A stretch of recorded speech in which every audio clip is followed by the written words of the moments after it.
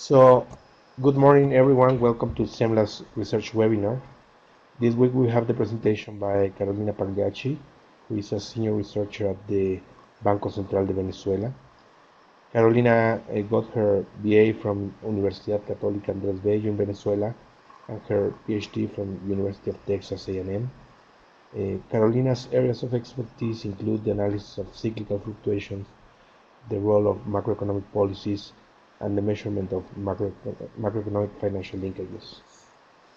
Carolina participated in the 2015 SEMLA's internship program, where she developed 2 papers.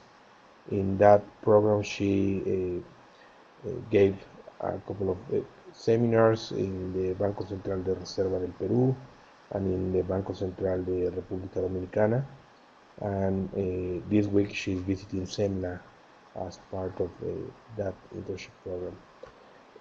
During this internship, as I said, she developed 2 papers. The first paper is titled "Are We Ignoring Supply Shocks? A Proposal for Monitoring Cyclical Fluctuations." And this is the paper that will be the main focus of today's presentation. The second paper is titled "Good Market Imbalances in Latin America, What Triggers Them?" And in that analysis, Carolina uses data from the 7 largest Latin American economies to estimate that 40% of the imbalances can be explained by external variables. In that paper, Carolina suggests that a positive surprise on commodity prices increases imbalances by affecting simultaneously the supply and the demand side of the goods market, while an unexpected trade surplus will contribute to a reduction of imbalances by increasing good supplies. She shows that commodity prices and currency depreciations have similar effects on imbalances but tend to be negatively correlated. Therefore, she claims that it is the reduction of trade surpluses that mainly triggers the emergence of imbalances. So we have the pleasure of having today Carolina, and please go ahead, Carolina. Well, thank you very much, Alberto, and thank you, SEMLA, also for giving me the opportunity to present in this seminar.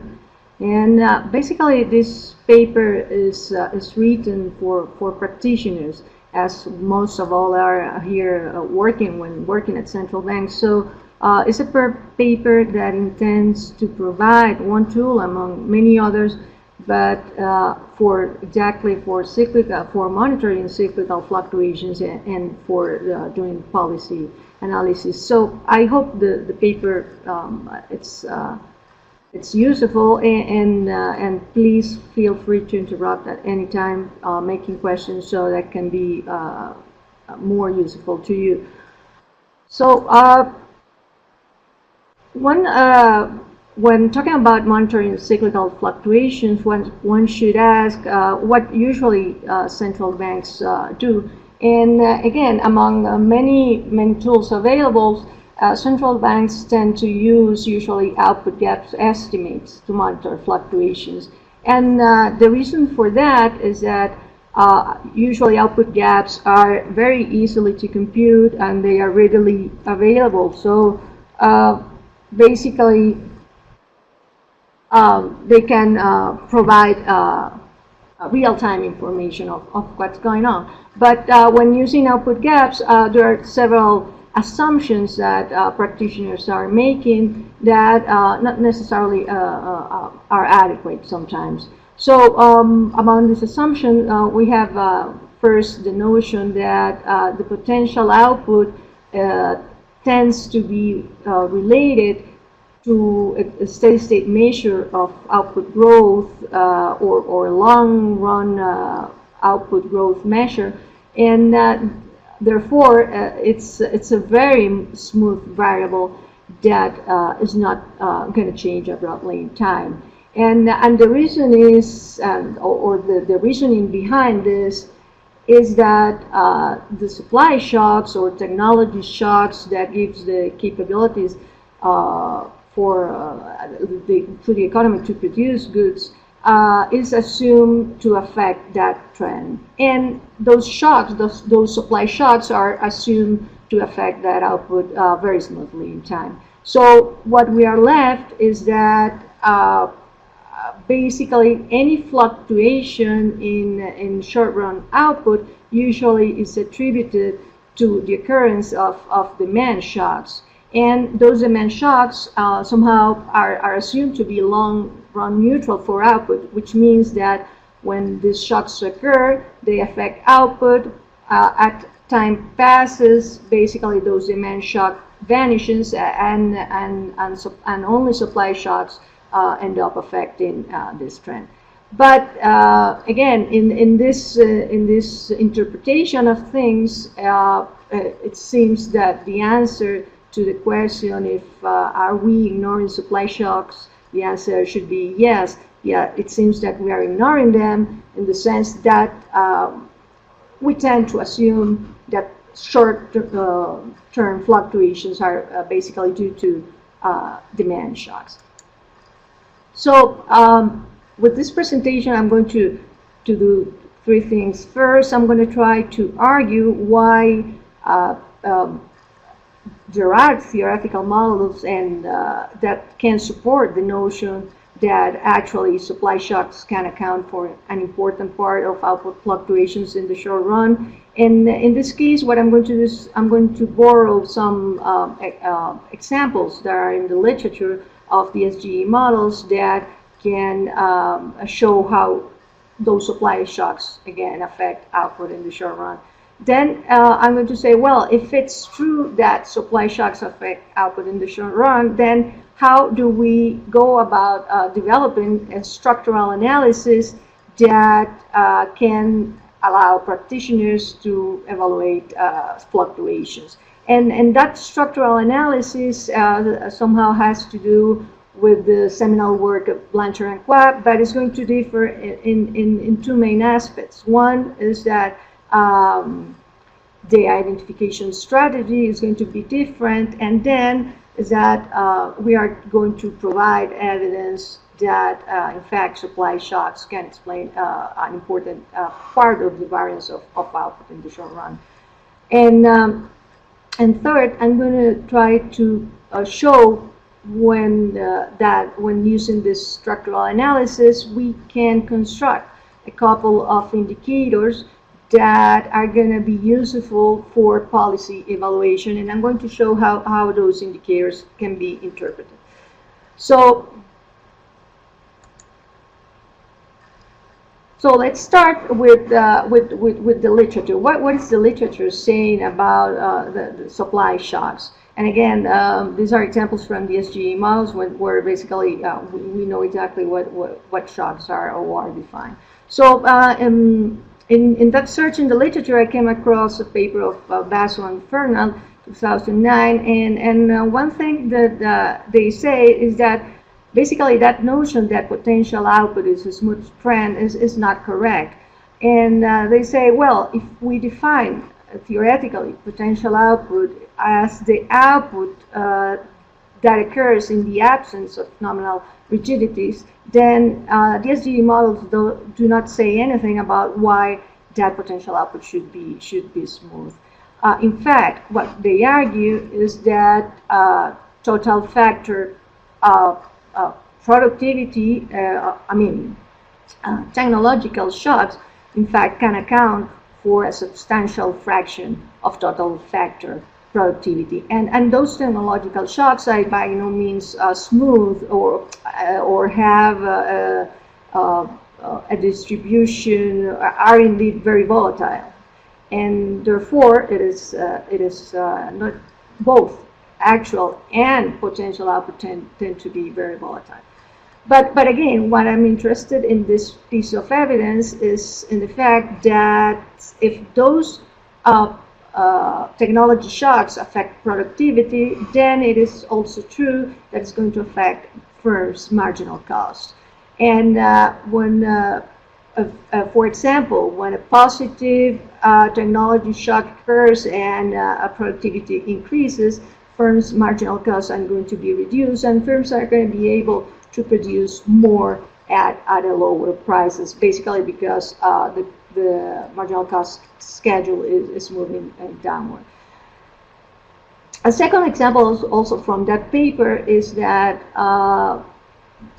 that they state that most of the SGA model have a labor supply that can greatly respond to changes in household wealth.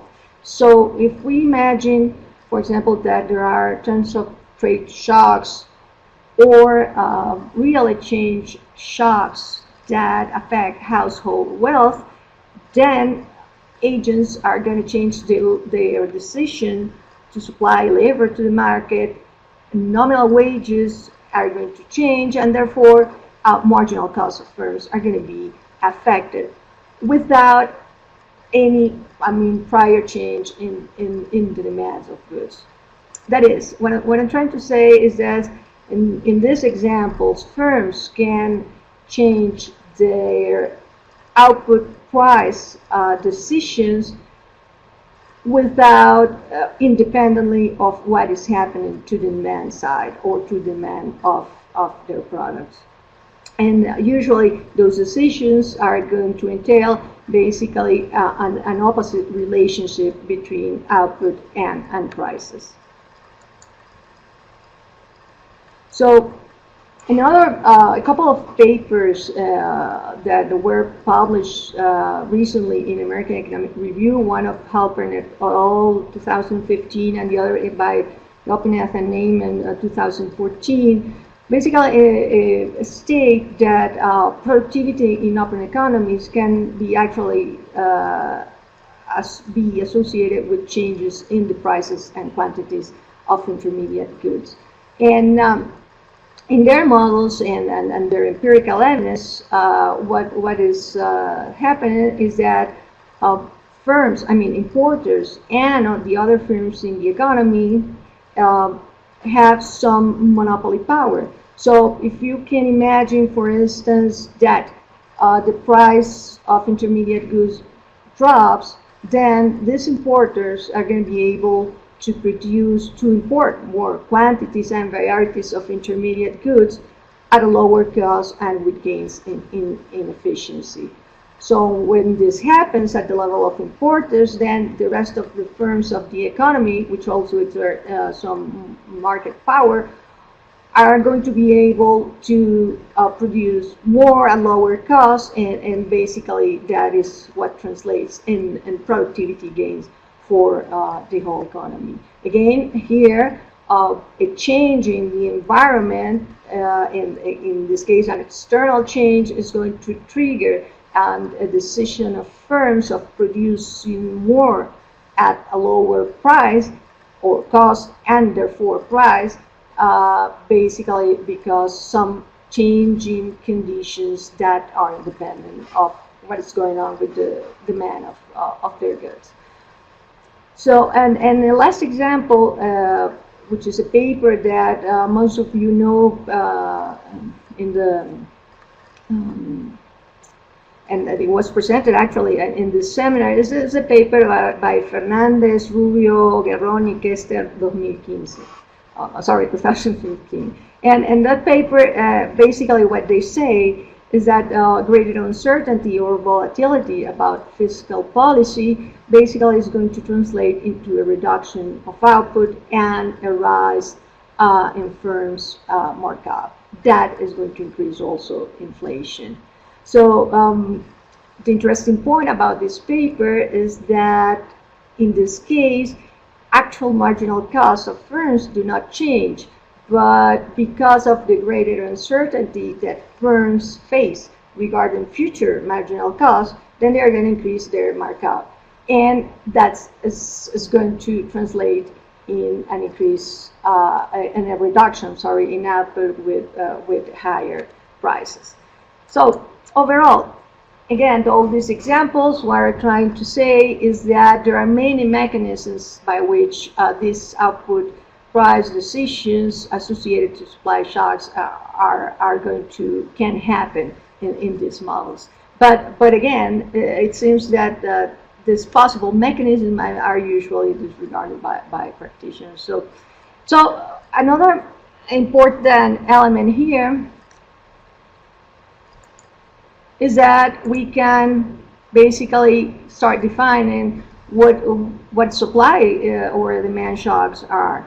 And basically, the proposal says, well, define a supply shock as all those shocks where quantity and prices of the good market adjust in opposite directions. And notice here that we are not focusing again on marginal cost, because the existence or the of market power basically says that the adjustment can be, or changes in the markup can be passed through final prices. And this is not a new definition, in fact, because in the empirical literature, many guys such as Canova, Eckmeyer, and many others have used this definition of supply and demand shocks. But actually, that definition has to be used in an informal way. But indeed, what I'm trying to argue here is that this definition is ample enough to contain all the cases that we just discussed, and therefore it should be an adequate definition of supply shocks. So if we start with these two definitions, then we say, well, what are we going to do to implement those definitions in a structural model? And the starting point, it was Blanchard-Quah 1989 methodology. Just for the sake of reminding what they did, they used an SVAR, okay, in output growth and unemployment, and they use long-run restrictions and for identifying shocks. And those long-run restrictions basically said that demand shocks are long-run neutral for output, which means that they do not affect output in the long run, and that only supply shock may have a permanent effect. But at the time, this was an important paper, because it was the first to start talking about supply and demand shocks instead of talking about cycle versus trend shocks, and somehow gave a very important economic content to the definition of shocks. The problem with this model, with this structural analysis, is that somehow that long-run neutrality assumption turns out to be restrictive in some cases. And in fact, there are a couple of papers of Keating saying that, well, for the United States, there's data prior to World War I that says that the assumption of long-run neutrality of demand is not correct. But we're going to show that long-run neutrality can, or the absence of long-run neutrality can even be found in our data. And the other thing, which is not directly attributable to Blanchard-Quah, is that they found for the United States data that 80% of the fluctuations were due to demand shocks. But they didn't have any restriction about what the role of supply shocks was in the short run. But basically, people interpreted that if that was the case for the United States, then that should be also the case for many other economies. And actually, that's something that is not necessarily true, as we will see. So again, what are we going to do? The empirical methodology, what it does is that uses an SVAR, in this case in output growth and inflation, uses short-run restrictions to implement the definitions that we already discussed of demand and supply shocks, and then basically evaluates the impact of both shocks on output. And from that on, we construct a couple of indicators that are going to be used for policy analysis.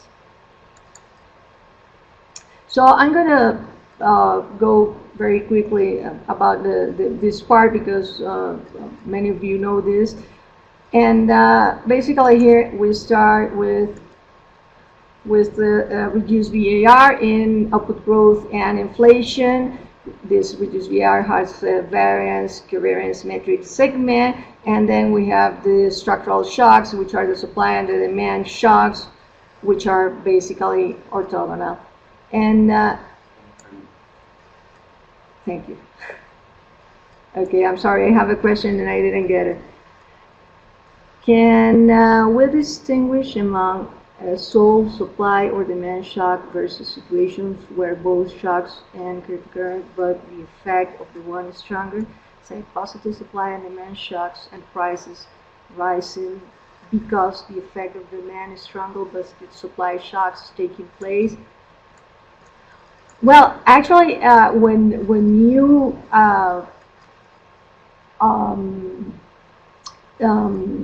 identify the shocks, and we will see it in a minute, you can have situations where all combinations of things can happen. That is, only supply shocks can be taking place, or a combination of supplies and demand shocks. And that is exactly the reason why we are going to use historical decomposition for policy analysis. So I'll get to that in a minute, Alberto. So and then you tell me if I answer your question.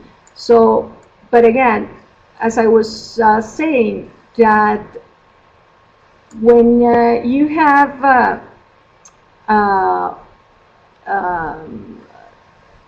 structural shocks, then structural impulse responses look this way, where basically you have information of the matrix P, which is the matrix that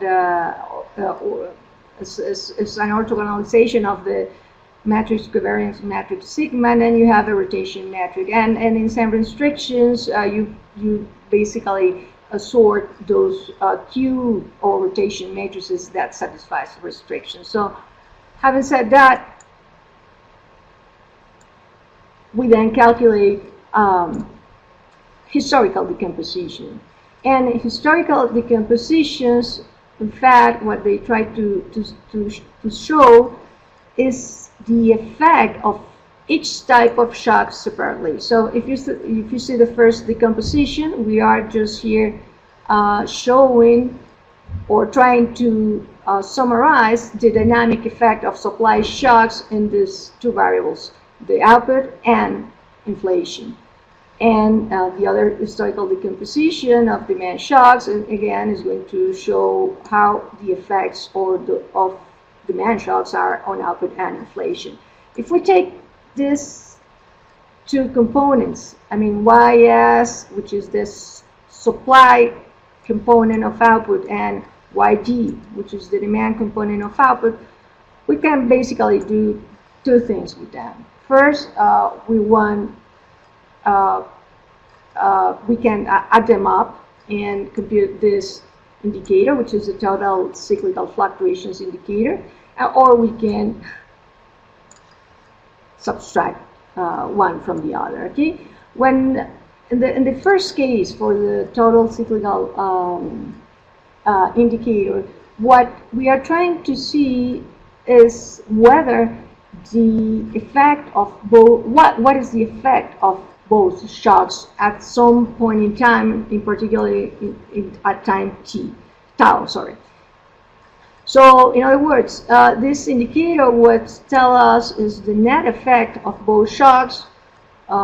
So as Alberto said, we can have situations of contractionary supply or expansionary demand, or a combination of these shocks. But with this indicator, we are going to know at the end what is the net effect of the two shocks when they occur. And if we think of a further interpretation of this indicator, when that total cyclical fluctuation is positive, basically we are saying that output growth is growing above its long-run mean, and when it's negative, basically it's dropping below its long-run mean. But when we see the other indicator, which is I call it the good market imbalance, and we compute the difference between the demand and the supply component, what we are doing is comparing the magnitude and the direction of shocks. And why is this important? Well, basically because this indicator can capture situations where the response of agents to shocks can be inconsistent. And let me give you an example. For example, suppose that we have, as Alberto said, expansionary. We have an economy in which simultaneously are occurring expansionary demand shocks and contractionary supply shocks. In that case, this indicator is going to take a positive value, right? A large positive value that is going to that indicates that on one hand, consumers are increasing their demand of goods, but on the other side, firms are reducing their supplies of goods. So basically, this response in the market is going to trigger an adjustment in prices, and in particular, if this indicator is positive, what it's saying is that inflation is going to rise, or prices are going to adjust upward. So good market imbalances are of interest to practitioners because they are indicating those situations that are prone to policy interventions. And as we will see in a minute, when I say policy interventions, I do not necessarily mean monetary policy interventions, but we'll get to that again later.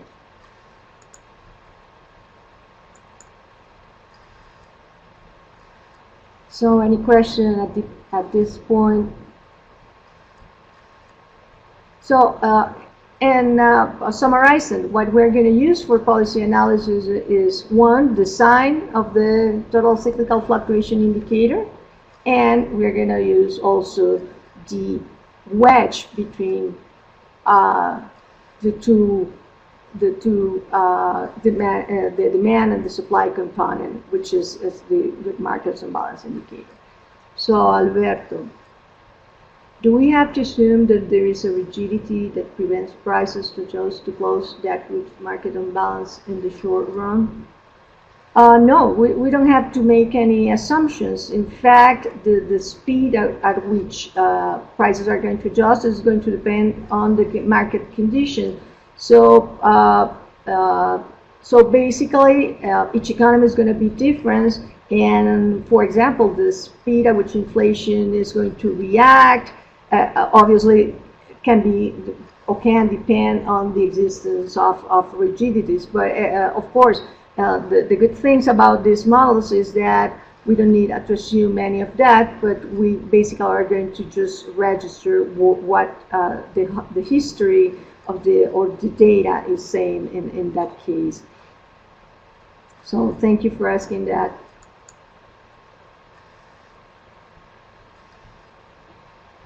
So here what I want to show you is how these components and this indicator look like for all for 6 Latin American economies and the U.S. I'm sorry, 7. And so first we have that in the blue line, the blue continuous line, we have the supply component of output growth, and in the red line, the red dotted line, we have the demand component of output growth. This shaded area that you see here is basically those periods where the total cyclical fluctuation indicator took positive values. So basically, the shaded area represents periods in which output was growing above its long-run mean, and the unshaded areas are where output is contracting. So if we check, there are many combinations of things happening in these graphics. For instance, we can check here the US for the last 2 years of the sample, 2013 and 2014. In this case, what we see is that the economy is growing basically because supply shocks are dominating or that growth. And that was also, for example, the case for Venezuela during 2005 and 2006, where basically output growth was driven by positive supply shocks. But we can also have, for instance, look here in Colombia, periods where growth is mainly driven by positive demand shocks. And as you can see, that was the case during 2007, 2008. And also, another example of that is the case of Argentina during some part of 2011. Looking at the other type of events, contractionary events, basically, for example, you have here, Venezuela again, huge contraction of output where basically the dominating effect is the occurrence of contractionary supply shocks. That could be also the case, for example, for Chile and to a lesser extent to Argentina. But also we have periods in which here, Colombia, again, the contraction or the drop of output was can be attributed to contractionary demand shocks, or for example the case of Chile here also in 2009. So what is interesting here is that in general what we're saying is that periods of growth or contraction of output, basically the impact of demand or supply shocks it can be different, and it depends on exactly of the type of shocks that are hitting the economy at different point in time. So we have a question here. In the case of Mexico, latest period, what is the interpretation? Let's see, where's Mexico? Here. Yeah, here, well, this is 2013 and 14, not that recent, but basically, yes, the economy is fluctuating between contractions and increases of output, so it's not very clear. But in this case, shocks seems to go along together, and that also happens. Sorry, I didn't put it here. Here is the case of Mexico. But that also can happen at other time periods, for example, here Argentina. So yes, there are some periods in which you don't have this divergence or different responses of output, but shocks move along.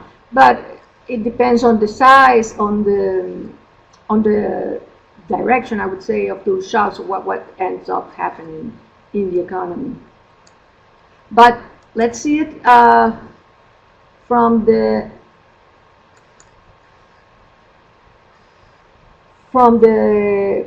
side of the good markets imbalance. That is, let's see directly the distance between the output, the demand component, and the supply component. And here you can see that that some regularities start emerging. For example, if you see the imbalance here around, for instance, 2007, 2008, for most countries. You see Venezuela, Mexico, also in a lesser extent, Peru, Chile, Brazil is an exception. But what we have here is that there are some patterns emerging in the whole region. For instance, again, this imbalance, positive imbalance, are building up prior to the 2008 crisis. This red line is August 2008. And after the crisis unraveled, basically those imbalances start dissipating. And that's an interesting feature because somehow it's pointing out that there might be common factor explaining those imbalances, and that is exactly the results that I'm going to present in the second paper. How can we characterize what variables are triggering or are determining that imbalances? But let's see the other fact. What is happening during the last 2 years of the sample, 2013, 2014?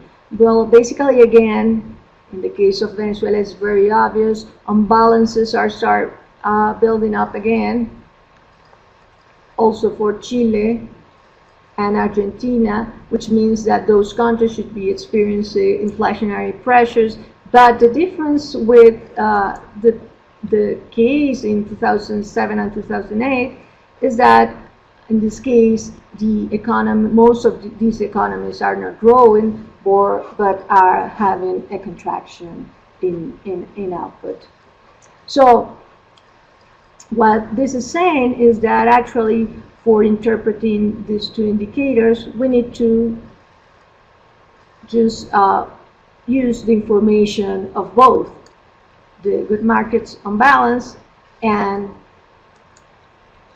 the total cyclical fluctuation indicator. So,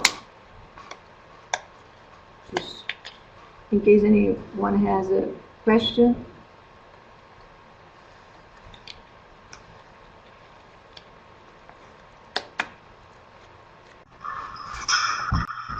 I have one question. Yes? There is this paper that Mark Aguiar and Gita Gopinath wrote about the cycles in emerging market economies. And what they claimed was that cycles in many of these countries that you are analyzing are mainly driven by changes in the trend rather than small fluctuations around a smooth trend. But in the analysis that you have been doing, you assume that the trend is smooth. Is that right? Like you take the deviations from an average growth, or how is the zero set up in this analysis that you have been doing? Oh well, yeah. Thank you for that question because actually I wasn't very clear. And when you have a VAR, which is a dynamic system, basically you have implicitly you are defining a mean, a constant mean to which variables attend to in the absence of shocks. So it's just the mean in that case is you can interpret it as the a long run mean of output growth. So again, when you take when you compute the components through the historical decompositions, we are abstracting from that mean. So basically, you are talking about, for example, you can see that actual output can be growing at 15%, for instance. But if the long-run mean of output growth is 7%, probably that cyclical fluctuation indicator is going to say that the level of growth is going to be 7%. So it doesn't have anything to do with a trend in the typical sense that we tend to assume. Because here, what we are concerned is about the short run. So basically, what we're trying to actually disentangle is how those shocks that are occurring in the economy at different speeds and different magnitude, how they interact and how is their final effect. So does that answer your question? I understand the methodology, but that is precisely their point. You know that the trend was changing over time. So it is not like this smooth trend that you might have for the U.S. growing at 1.8%. But what they say is you have cases, say Argentina or whatever country you wanna mention, and what you have is periods where, or say a couple of decades, the economy was growing very fast, and then another decade where the economy is growing at a different pace, and Right. it seems that the trend is changing over time. Is that something that can be problematic for the accounting that you are doing, or we don't really have to worry about that? Well, that's a good question too, because actually data has to do with the the um, the tests that you somehow run for your VAR. In fact, when Blanchard-Quah did their paper, they had like several types of specifications for the VAR. For example, accounting for different a change in that average in the trend, and somehow that can make a difference. So when I applied the methodology, basically I tried to use a time period that was sufficiently homogeneous. So basically I assume that that problem is not there. But again, yeah, you should check whether your VAR specification is okay and doesn't have any, for example, structural change that says that, well, your analysis doesn't apply for the whole period. So yeah, that's important for the part of the implementation, and those are details that obviously you should take care of. Thank you very much, Catherine. So, so again, and the thing here is how do you interpret these two indicators for policy analysis? Because as we said, imbalances represent situations that are prone to policy interventions, and especially are of interest to central banks because inflation is adjusting, right? So, for instance, let's see first the cases where imbalances are large and positive, right? But what difference does it make that the total cyclical fluctuation indicator is positive or negative? So, in the first case, positive imbalances, but the economy is growing about that long run level, and we can say that output growth is sustained by expansionary demand shocks. And of course, there are potential risks on the side of rising inflation. And that case is a case where contractionary monetary policy is advisable because basically it's going to control or to offset that what is going to happen from the aggregate demand side. But for instance, if you go to the second case, still you have large imbalances, but the economy is contracting, then the output drop is dominated by contractionary supply shocks that also raise inflation. So if contractionary supply shocks are at the root of the problem in the economy, it's not very likely that contractionary monetary policy can be useful. In fact, well, there are two reasons for that. One is that contractionary monetary policy is not going to solve the problem, and because your problem is something that is affecting the decision of firms. And second, it can be even counterproductive in the sense that if you believe that domestic financing conditions are relevant for firms, then you can have the opposite effect of what you want. So you can deepen the contraction without solving the problem of having higher inflation.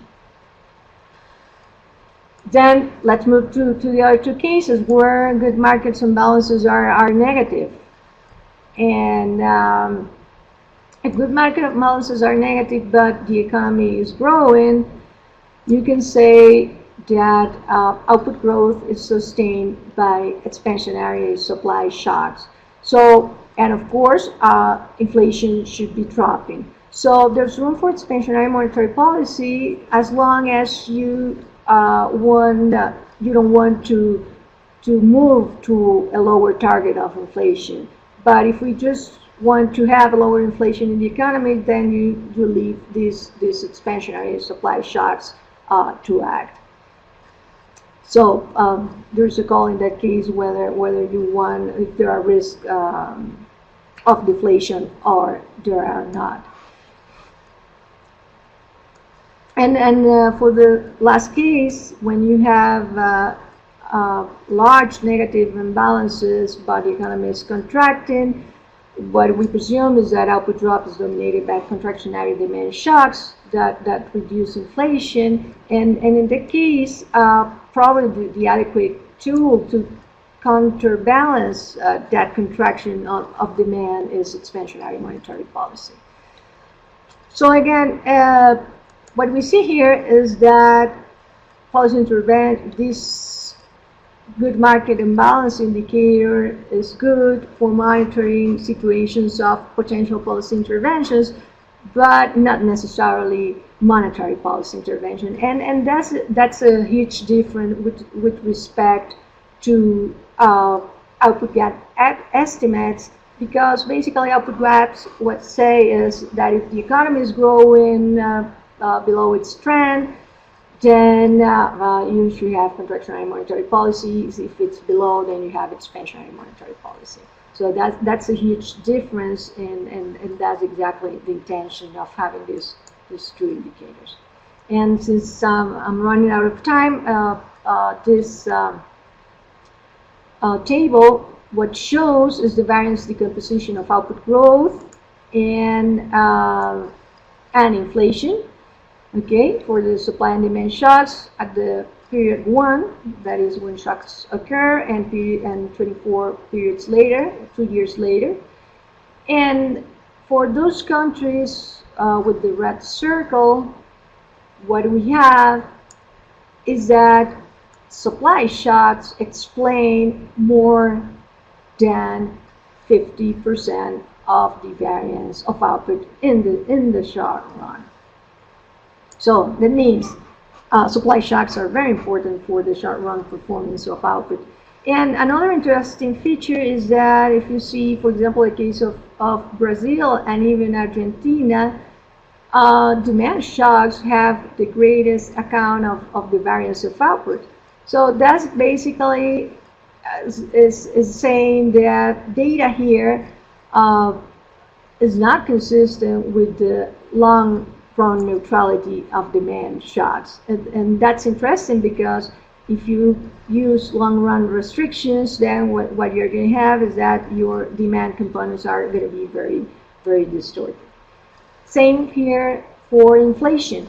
And you have in the red circles countries, which are Brazil, Chile, Mexico, US, and Venezuela, where supply shocks are also very important to explain large variance of inflation in the short run. So again, it doesn't seem a good idea to ignore supply shocks, because they basically, if you allow them to act, then you can see that they can explain a large portion of the variance of several countries in output and inflation. Actually, 5 out of 8 countries. So, summarizing, first thing is that, well, it seems that practitioners have tended to ignore short-run effect of supply shocks on output fluctuations, and because there might be several reasons. Maybe there's not a fluent communication between theoretical models and more empirical practical models. Maybe it's because maintaining that assumption of the dichotomy between the short run and the long run somehow allows for monetary policy interventions at all times. But again, independently of the cause, a possible solution to the problem might lie in the use of more adequate tools for policy analysis, such as the one presented. And again, this methodology doesn't use any new statistical techniques. It's just the way it combines the information that makes us adequate for policy analysis and can render, can provide new useful information. And again, this proposal is more agnostic in the sense that it has a more general identification strategy, and because supply shocks are not disregarded exactly. So in that sense, it's more agnostic. And the last thing we have talked about is that this two indicator basically seem to provide interesting information, at least for policy analysis. And again, the fact that inflation is changing not necessarily mean that monetary interventions are needed, which is maybe can be controversial, but it can open the discussion to try to envision which other things are going on in the economy besides monetary effects. So again, what the model looks for is to have a statistical model that is sufficiently informative, but without imposing sometimes visions that can be too narrow. So that's all. Any other questions? Carolina, so we open now the time for questions, and I'm going to give microphone rights to all participants. So if anyone would like to use your microphone, you just have to enable it by pressing the green button that is on the microphone icon that is on the top bar.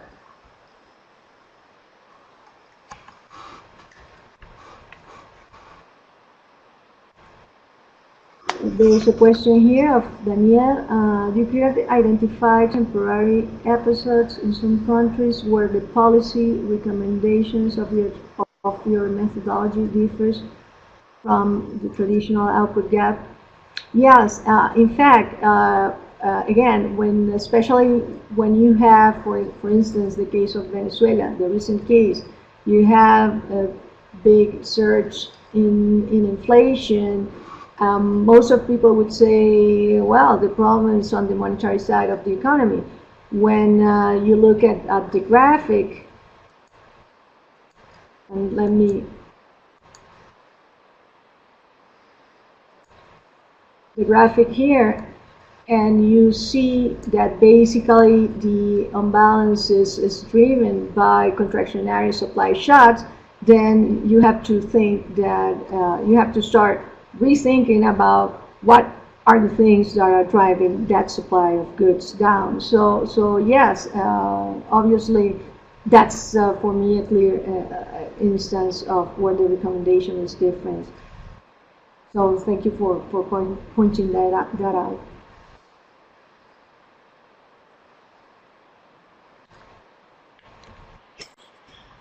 It would be nice to compare your results to results of a more structural approach, as those that say Colbert has, or Javier Garcia Chico have, or different Latin American economists. And yes, it will be yes, good to have a comparison of what they got. So in the joint research last year, we had a group from Chile, Jorge Fornero, and two other co-authors, and what they did was precisely first use the agnostic approach of Ulick, and then compare it with, so they did the VAR also with some sign restrictions following Ulick, and then they compared those with the the findings of the DSG models using the DSG model that they have in the Central Bank of Chile, and then they contrast their findings. So I think, if possible, perhaps doing a structural estimation for all these countries is really difficult, but perhaps look for what other people have done and compare your results with them to be a good verification. Yes, in fact, I think what you're pointing out is very important because this model is basically a statistical model. So it's going to give you hints. For instance, I know the case of Venezuela, and the model says, well, look, during 2004 and 2006, you have a big growth in the economy that was driven by supply shocks. And for instance, we know that at that period we also had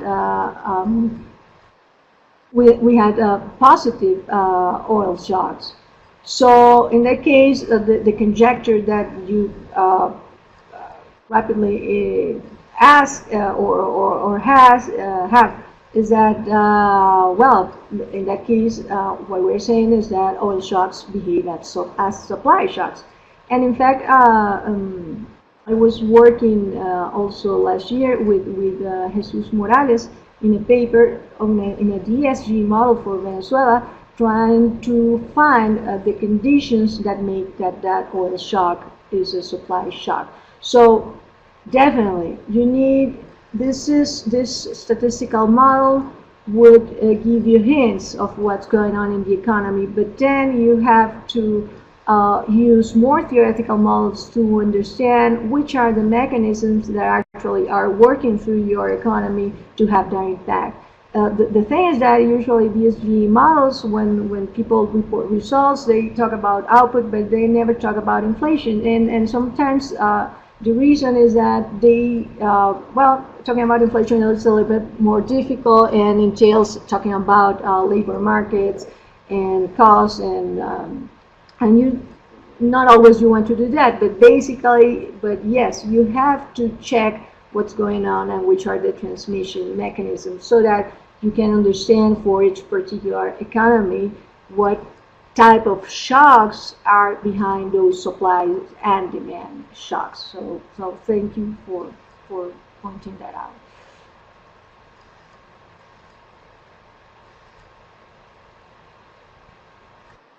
Oscar, you had a question. You can enable your microphone.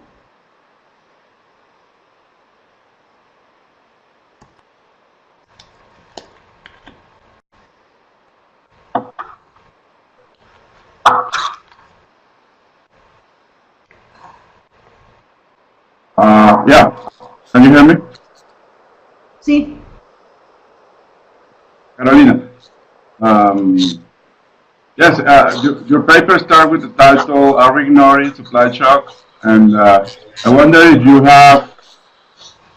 have any measure of what are the costs in terms of, I don't know, volatility, optical volatility of ignoring supply shocks in policy interventions. I mean, what are the consequences?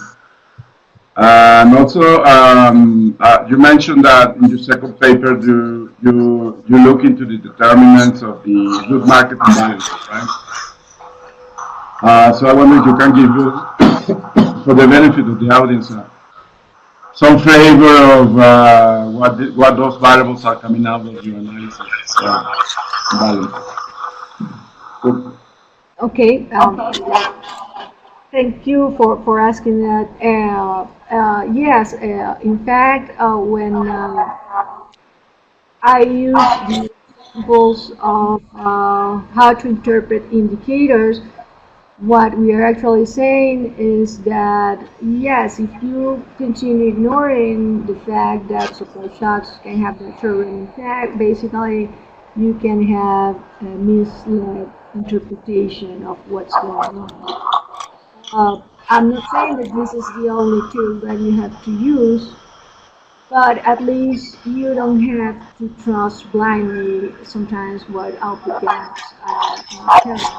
In fact, it seems that there is a rise in our central banks in terms of relying too much on only on output gaps estimates. Sometimes, I mean, not always, but sometimes to trying to understand of what's going on. Again, the thing is that if you intervene when you don't have to, well, probably you can things can get worse in terms of pricing output. And talking about the determinant, the second question, the determinants of imbalances. In that paper, what I tried to test or to contrast is that which were the external variables that explain those regularities and which are basically that increase of imbalances prior to the crisis here, and then the revival or the new imbalances, and there, the results are that we have basically three variables that can explain like 40% of the variance of imbalances. So those three variables are: one, the price of imported commodities; second, the depreciation of the domestic currency; and third, relative trade balances. And by relative trade balances, I mean balances measured, for instance, as a share of export. And what I show is that the increase in prices of imported commodities, which probably are intermediate goods for our economy, when these prices increases, either because they increase internationally in the foreign markets or because there is a depreciation of the domestic currency, those two things are going to give rise to positive imbalances in the economy. So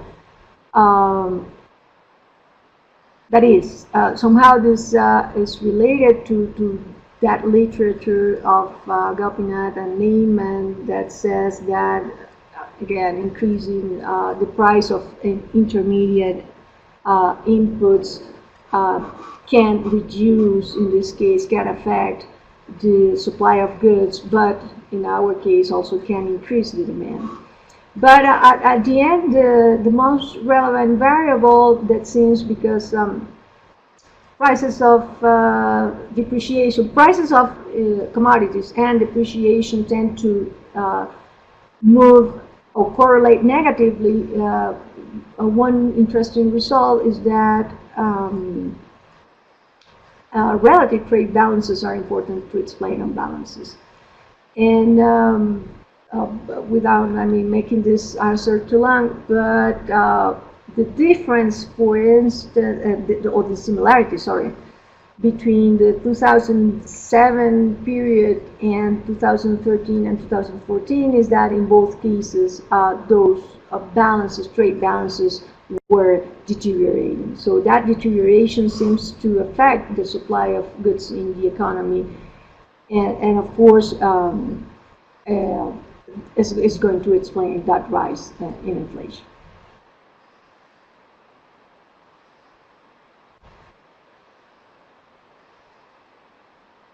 You're welcome.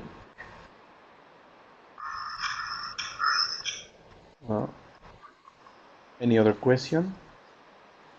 You can wait a couple of seconds to see if someone wants to write something or open their microphone. And if not, would like to thank you, Carolina. This was a very interesting. The methodology seems very straightforward, and the results are very clean about this measurement that you are proposing on output in some way on balances. So we look forward reading this one and the other paper that we will be presenting here at SEMLA on Thursday, and they should be available in some time as part of the SEMLA's working papers. So thank you very much. And to all of you who attended, thank you very much for joining us today.